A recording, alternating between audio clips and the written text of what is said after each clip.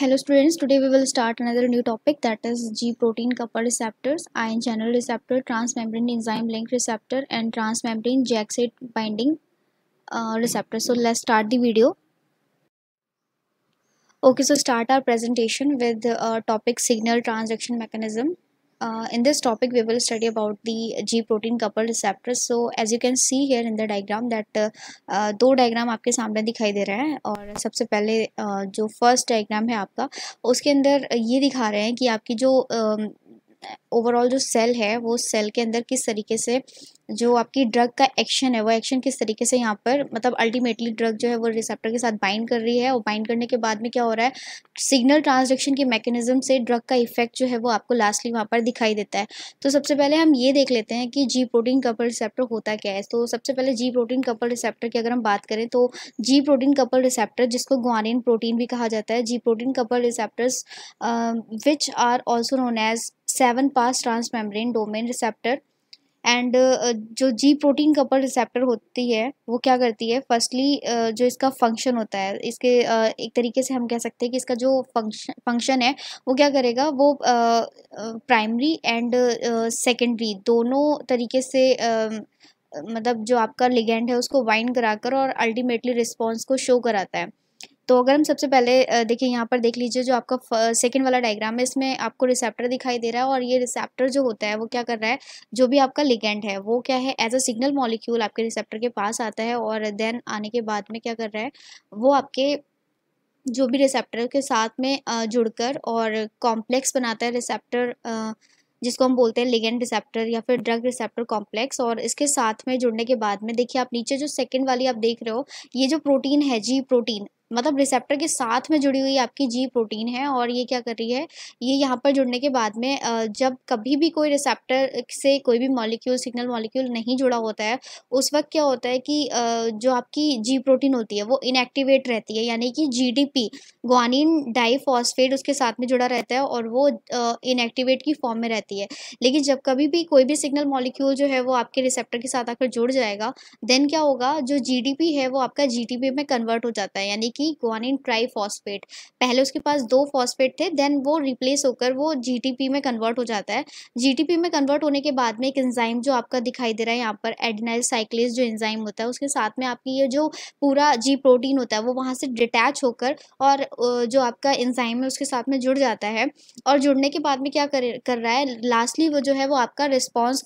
Show कर रहा है। तो इस तरीके से आपका जो जी प्रोटीन होता है वो इस तरीके से क्या करेगा, लास्टली आपकी सेल के अंदर जो है वो रिस्पॉन्स को शो करता है। Now G protein located within the cell and activate by the GPCR मतलब कि जो आपके जी प्रोटीन कपल रिसेप्टर्स हैं वो ही क्या करते हैं जी प्रोटीन को एक्टिवेट करने का काम करते हैं। And on the plasma membrane ji protein bind with GDP and inactivate and GTP when activate, यानी जी प्रोटीन जो होती है वो आपकी जब जीडीपी से जुड़ी हुई रहती है देन इट तो वो आपकी इनएक्टिवेट की फॉर्म में रहती है और जब भी वो जीटीपी के फॉर्म में मतलब जुड़ती है तो वो क्या करती है वो एक्टिवेट हो जाती है। When the G protein coupled receptors bind to the signal molecule the receptor is activated and the changes shape thereby allowing it to bind to inactivate G protein. When this occur, GTP displace GTP and activate the G proteins. The newly activated G protein then migrate along the cell membrane until it bind to adenyl cyclase, यानी कि यहाँ पर जो आपको enzyme दिखाई दे रहा है actual में वो एंजाइम क्या है, वो आपका एडेनाइल साइक्लेज एंजाइम होता है। ठीक है, उसी के साथ में आपका जो जीटीपी है जो एक्टिवेट हो चुका है अब वो जाकर वहां पर आपके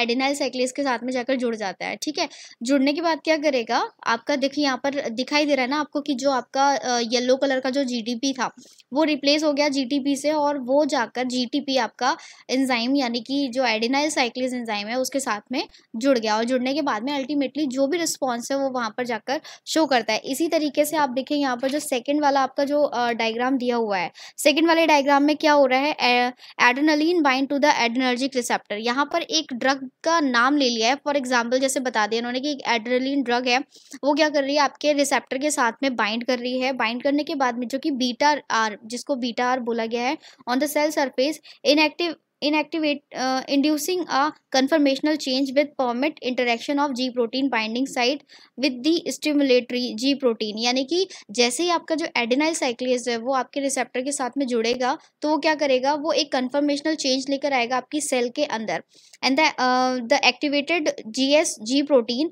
now bind to GTP causing its active subunit to dissociate and it turn activated enzyme adenyl cyclase located on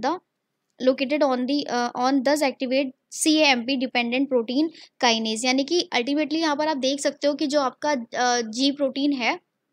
जब उसके साथ में एडिनर्जिक जुड़ गया, यानी कि जो आपका ड्रग है वो जुड़ गया, तो आपका जो जी प्रोटीन है वो जीटीपी से, आप देख रहे हो यहाँ पर जो जीडीपी है वो चेंज होकर वहां पर क्या हो रहा है, वहां पर जीटीपी जुड़ रहा है। ठीक है, जीटीपी जैसे ही जुड़ेगा तो ये जो आपकी जी प्रोटीन है, जैसा कि अभी हमने पहले बात की थी, वो वहां से मूव होकर आपके एडेनाइल साइक्लेज के साथ में जुड़ जाएगा। एडेनाइल साइक्लेज क्या कर रहा है, अल्टीमेटली एटीपी से सीएमपी यानी कि आपका एडेनोसिन ट्राइफॉस्फेट से आपका साइक्लिक जो आपका CAMP है उसको क्या कर रहा है, एक्टिवेट कर रहा है। एक्टिवेट होने के बाद में आप देखिए यहाँ पर क्या हो रहा है, PKA जो PKA दिया है प्रोटीन काइनेज, ये प्रोटीन काइनेज क्या कर रहा है, फर्दर जाकर अदर जो प्रोटीन है, फंक्शनल प्रोटीन्स हैं, उनको एक तरीके से एक्टिवेट करेगा या उनको हम कह सकते हैं कि फॉर्मुलेट करेगा। और लास्टली जो आपका PK यानी कि जो आपका प्रोटीन काइनेज एंजाइम होता है, ये क्या कर रहा है, टोपोनिन को इंड्यूस कर रहा है, एक तरीके से वहाँ पर फॉर्मुलेट कर रहा है, जो फर्दर क्या कर रहा है, आपका इंक्रीज कार्डियक कॉन्ट्रैक्टिलिटी यानी कि जो आपकी कार्डियक की जो मसल्स हैं उनकी कॉन्ट्रैक्टिलिटी को इंक्रीज करने का काम कर रहा है। दूसरी तरफ आप देखिए जो आपका यहाँ पर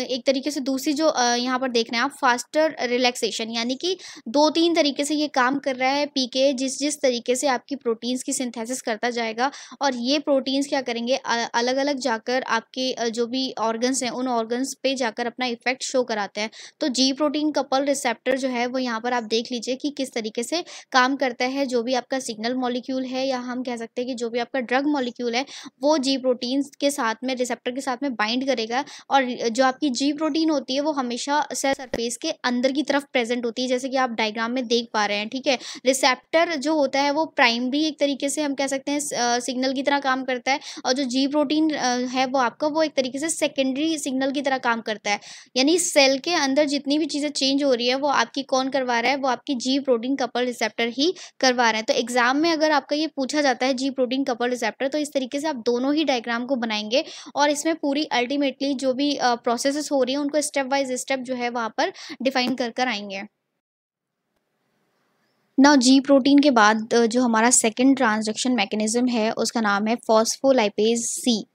फॉस्फोलाइपेज सी भी बोल सकते हैं इसको, या IP3DAG पाथवे भी बोल सकते हैं। इसमें क्या हो रहा है, देखिए जो आपको यहाँ पर रिसेप्टर दिखाई दे रहा है डायग्राम में, ये रिसेप्टर क्या है, फर्स्टली जो फर्स्ट स्टेप हो रही है उसमें ये हो रहा है कि जो भी सिग्नल मॉलिक्यूल है वो आकर, वो सिग्नल मॉलिक्यूल कोई भी प्राइमरी मैसेंजर हो सकता है या फिर कोई भी हार्मोन हो सकता है या फिर वो कोई भी आपके जो भी ड्रग का एक कोई एक्टिव इंग्रेडिएंट भी हो सकता है, वो आकर आपके रिसेप्टर के साथ में बाइंड कर जाएगा। जैसे ही वो रिसेप्टर के साथ बाइंड करेगा, रिसेप्टर क्या है आपका, रिसेप्टर की जो जी प्रोटीन है वो इनएक्टिवेट है। इनएक्टिवेट क्यों है, क्योंकि वहाँ पर वो GDP उसके साथ में वहाँ पर अटैच है। तो जैसे ही आपका सिग्नल मॉलिक्यूल जुड़ता है, आपका रिसेप्टर एक्टिवेट होता है। ये एक्टिवेट रिसेप्टर क्या करता है, एक्टिवेटेड रिसेप्टर आपके जी प्रोटीन से GDP को रिप्लेस करके वहाँ पर GTP को ला देता है। तो वो जो GTP होता है, GTP यानी कि आपका ग्वानोसिन ट्राइफॉस्फेट, ये क्या कर रहा है, आपके जी प्रोटीन को इसने एक्टिवेट कर दिया। एक्टिवेट होने के बाद में जो आपका जी प्रोटीन है वो क्या कर रहा है, वो आपके फॉस्फोलाइपेज सी जो है उसके साथ में बाइंड करके और क्या कर रहा है, फॉस्फोलाइपेज सी को एक्टिवेट कर रहा है। एक्टिवेट करने के बाद में ये 2 तरीके से काम करता है। एक तो ये जो मतलब जो आपके मेम्ब्रेन फॉस्फोलिपिड है वहाँ से DAG को अंदर एंट्री दे देता है, और सेकेंडली ये काम करता है IP3 का फॉर्मेशन करके। IP3 क्या होता है, आपका इंसिस्टॉल ट्राइफॉस्फेट। ठीक है, जो आपका जी प्रोटीन था, एक्टिवेटेड जी प्रोटीन, वो आपके PLC यानी कि फॉस्फोलिपिड जो आपका C था उसके साथ में बाइंड कर गया। बाइंड करने के बाद में उसने क्या किया, जो मेम्ब्रेन फॉस्फेट था उसके फॉस्फोलिपिड था उसमें से आपके डीएजी को उसने एंट्री दे दी, और सेकेंडली काम किया उसने ये कि जो IP3 था उसको फॉर्मेशन कर दिया। ठीक है,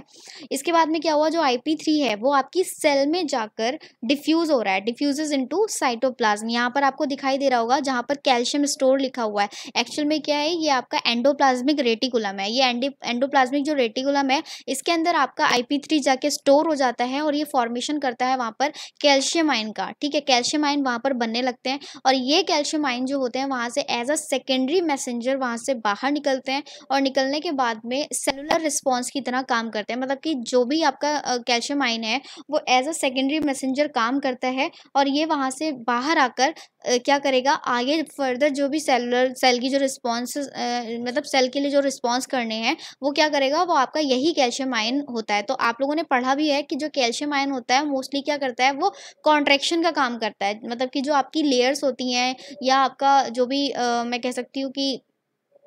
जो आपकी फॉस्फोलिपिड मेम्ब्रेन है, आपकी सेल मेम्ब्रेन है, ठीक है, आपका टिश्यू है, यहाँ पर क्या करेगा, यहाँ पर ये जो कैल्शियम आयन होता है ये हमेशा कॉन्ट्रैक्शन का ज़्यादातर देखा जाता है कि कॉन्ट्रैक्शन का काम करता है। ठीक है, तो इस तरीके से आपका IP3 जो है वो एंडोप्लाज्मिक रेटिकुलम में जाके स्टोर हो जाएगा, और स्टोर होने के बाद में कैल्शियम आयन का फॉर्मेशन करता है, और ये calcium ion as a secondary messenger cellular response करते हैं। तो इस तरीके से क्या है आपका, ये इसने काम कर दिया। दूसरी तरफ देखिए जो DAG है, वो DAG क्या कर रहा है, फॉस्फोकाइनेज C को एक तरीके से एक्टिवेट कर रहा है, और फॉस्फोकाइनेज C जो है वो आपका प्रोटीन प्लस एक फॉस्फेट जुड़कर फॉस्फोराइलेटेड प्रोटीन को बनाता है, और ये फॉस्फोराइलेटेड प्रोटीन भी सेम काम करते हैं जो जैसा आपका कैल्शियम आयन कर रहा है, वो भी सेलुलर रिस्पॉन्स को ही कर रहा है। तो इस तरीके से यहाँ पर स्टेप्स लिखी हुई हैं जो मैंने आपको बताई हुई हैं कि फर्स्टली आपका सिग्नल मॉलिक्यूल रिसेप्टर के साथ बाइंड करता है, रिसेप्टर के साथ बाइंड करने के बाद में G प्रोटीन एक्टिवेट होती है, G प्रोटीन एक्टिवेट होने के बाद में जो आपका फॉस्फोलिपिड C है वो दो तरीके से काम कर रहा है, एक तो DAG को एंट्री दे रहा है आपके सेल के बाहर से एक्स्ट्रा सेलुलर फ्लूइड से, एंड सेकेंडली जो आपका IP3 है वो आपके एंडोप्लाज्मिक रेटिकुलम में जाके स्टोर हो जाता है, वहाँ से कैल्शियम आयन का जो फॉर्मेशन होता है वो हो जाता है, और ये calcium ion as a secondary messenger आपके सेल के अंदर रिस्पॉन्सेज को करना शुरू कर देते हैं। वहीं जो DAG होता है वो फॉस्फोकाइनेज C को एक्टिवेट करता है, ये फॉस्फोकाइनेज C एक प्रोटीन और एक फॉस्फेट के साथ में जुड़कर फॉस्फोराइलेटेड प्रोटीन को बनाते हैं, और ये फॉस्फोराइलेटेड प्रोटीन जो होते हैं वो आगे चलकर सेलुलर रिस्पॉन्स को शो करते हैं। तो इस तरीके से ये पूरी जो पाथवे होती है, सिग्नल ट्रांसडक्शन मैकेनिज्म है फॉस्फोलाइपेज C का, जो कि यहाँ पर परफॉर्म होता है।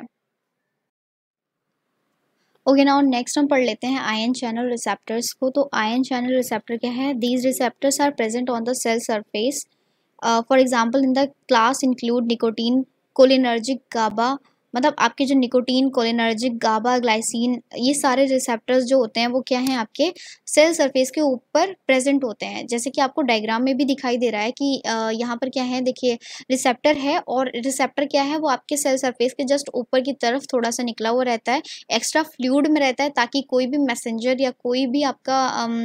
कोई भी ड्रग है वो आकर जुड़ के अपना ईजिली जो भी इफेक्ट है वो आपके साइटोसोल में दिखा सके। तो इस तरीके से these receptors enclose in ion selective channel, for example sodium, potassium, calcium, और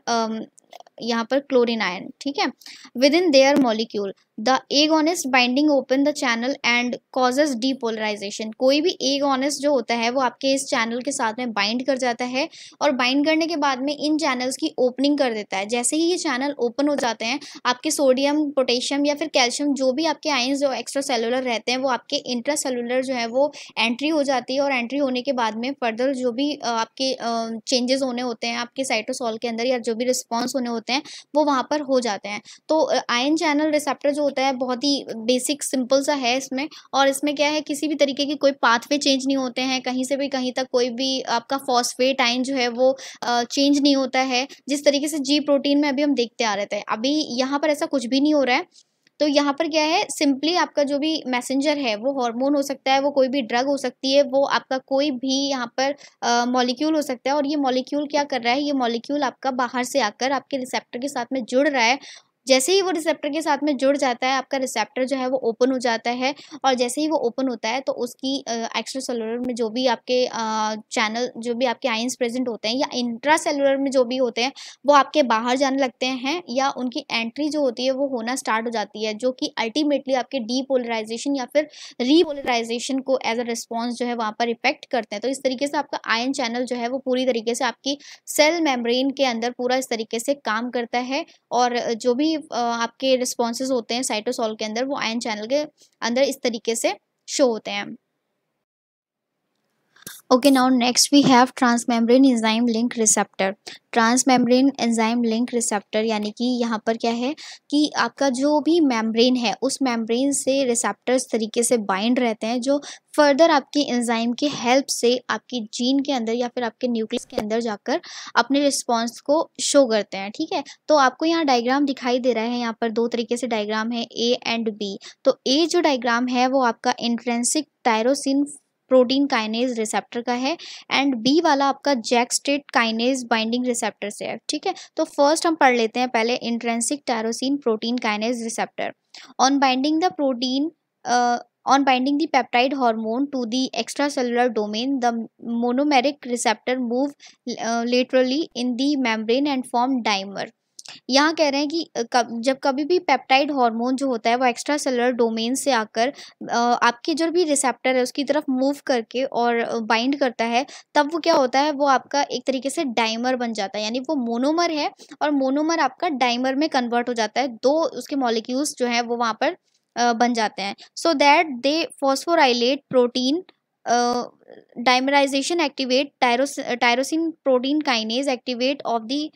intracellular domain, so that they phosphorylate tyrosine residue on each other. यानी कि जो भी आपका डाइमराइजेशन हो रहा है, जो आपके मोनोमर थे वो डाइमर में कन्वर्ट हो रहे थे, वो एक्टिवेट कर रहे हैं टायरोसिन प्रोटीन काइनेज, यानी आपका TPRK, जो आपको यहाँ दिखाई दे रहा है मेम्ब्रेन के जस्ट नीचे साइड में जो TPRK है वो टायरोसिन प्रोटीन काइनेज है, जो कि एक्टिवेट हो पा रहा है किसकी वजह से, जो भी आपके डाइमराइजेशन हो रही है आपकी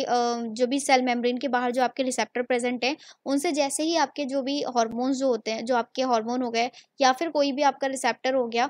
या फिर कोई भी किसी भी तरीके का कोई मॉलिक्यूल है, जब वो आकर वहां पर बाइंड होता है, वो बाइंड होने के बाद में ये रिसेप्टर को क्या करता है, एक तरीके से एक्टिवेट करता है, और ये एक्टिवेटेड रिसेप्टर जो होते हैं वो आपके टायरोसिन प्रोटीन काइनेज को भी एक्टिव करते हैं, यानी कि उसकी साइट को वहां पर जुड़ने के लिए एक्टिवेट हो गया वहां पर। ठीक है, अब क्या हो गया, so that they phosphorylate tyrosine residue on each other as well as on several SH2 domain substrate protein. The phosphorylated substance protein then perform downstream signalling function, यानी कि जैसे ही वो आपका TPR के टायरोसिन प्रोटीन काइनेज जो है वो activate हो गया वहाँ पर, तो एक्टिवेट होने के बाद में क्या हो गया, SH2 जो प्रोटीन है वो वहाँ पर एक तरीके से बाइंड होने के लिए एक्टिवेट हो गई। अब सेकंड वाले में आप देखो, यहाँ पर देख भी रहे हो कि जब भी फॉस्फेट उसके साथ में जुड़ा हुआ है तो SH2PR जो है वो एक तरीके से आपका वहाँ से चेंज होकर PRP में कन्वर्ट हो रहा है, यानी कि प्रोटीन जो आपकी है वो फॉस्फेट प्रोटीन में कन्वर्ट हो रही है। ठीक है, तो अब आगे जाकर क्या होगा, जो भी आपकी सिग्नलिंग है वो वहां पर स्टार्ट हो जाती है। सेकंड वाला आप देखो, जो आपका बी वाला है, जो क्या कर रहा है, JAK STAT kinase binding receptor है, वो क्या कर रहा है, the intracellular domain of these receptor lack intrinsic protein kinase activity, यानी कि जो आपके जैक स्टेट काइनेज है रिसेप्टर, वो क्या है, उसके पास में किसी भी तरीके की जो हम कह सकते हैं कि इंट्रिंसिक प्रोटीन काइनेज एक्टिविटी नहीं होती है, जैसे कि आपका ए वाले में था, ए वाले जो हार्मोन बाइंडिंग साइट थे उसमें आपकी इंट्रिंसिक एक्टिविटी थी। ठीक है, यहाँ पर इंट्रिंसिक एक्टिविटी नहीं है, तो इस वजह से क्या हो पा रहा है, signal molecule binding to the extracellular domain introduce receptor dimerization which activate the intracellular domain to bind free moving JAK, यानी कि आपका जो भी एक्स्ट्रा सेलुलर जो भी डोमेन है वो जब डाइमराइज्ड होकर आपके रिसेप्टर के साथ में जुड़ जाता है, एक तरीके से साइटोकाइन या फिर हार्मोन जब भी वो जुड़ जाते हैं तो वो क्या करते हैं, वो इंटरनली जाकर जो आपके स्टेट और जैक स्टेट है उसको एक्टिवेट कर देते हैं, और एक्टिवेट करने के बाद में क्या होगा, the activated JAK phosphorylated tyrosine residue on the receptor which then bind to the another protein STAT, यानी कि जो जैक है वो एक्टिवेट हो चुका है, वो क्या कर रहा है, वो टायरोसिन रेजिड्यू को एक तरीके से एक्टिवेट कर रहा है, फॉस्फोराइलेट कर रहा है, और ये फॉस्फोराइलेटेड जो आपके स्टेट हैं वो क्या करते हैं, आगे जाकर आपके जो स्टेट वाला फॉस्फोराइलेटेड जो मॉलिक्यूल होता है उसके साथ में बाइंड हो जाता है। यहाँ पर आप लोग डायग्राम में देख सकते हो कि जो जैक है, जब जैक उसके साथ में आकर जुड़ गया, जो आपका हार्मोन है, ठीक है, जो उसकी कैटालिटिक साइट थी वहां पर आकर जुड़ गया, तो जुड़ने के बाद में क्या है, जैक स्टेट को भी एक्टिवेट करता है, और एक्टिवेट करने के साथ साथ में फॉस्फोराइलेट भी कर रहा है। ये फॉस्फोराइलेटेड प्रोटीन जो होती हैं ये जाकर आपके स्टेट के साथ में भी जुड़ जाती हैं, और जब ये स्टेट के साथ में जुड़ती हैं तो ये आगे जाकर जो स्टेट होता है ये आपके न्यूक्लियस के अंदर जाकर अल्टीमेटली जो भी जीन है उसकी ट्रांसक्रिप्शन करने में हेल्पफुल होता है। तो इस तरीके से आपका जो मॉलिक्यूल है, यानी कि आपके जो बाहर एक तरीके से मैं कह सकती हूँ रिसेप्टर है, और ये रिसेप्टर क्या कर रहा है, रिसेप्टर बाहर से जुड़कर आपके अंदर की जो भी चीज़ें हैं, यानी कि जो आपकी जीन की ट्रांसक्रिप्शन वगैरह है, या जो भी यहाँ पर मॉडिफिकेशंस करने हैं, वो वहाँ से आपको क्या कर रहा है, एक तरीके से कंट्रोल कर रहा है, ठीक है। तो इस तरीके से आपका पूरा transmembrane enzyme link receptor काम करता है। Now next we have receptor regulation transcription factors. तो सबसे पहले यहाँ पर आप देख लीजिए कि जो भी मॉडिफिकेशंस हो रहे हैं आपके जीन एक्सप्रेशन के अंदर वो किस तरीके से यहाँ पर हो पा रहे हैं, ठीक है।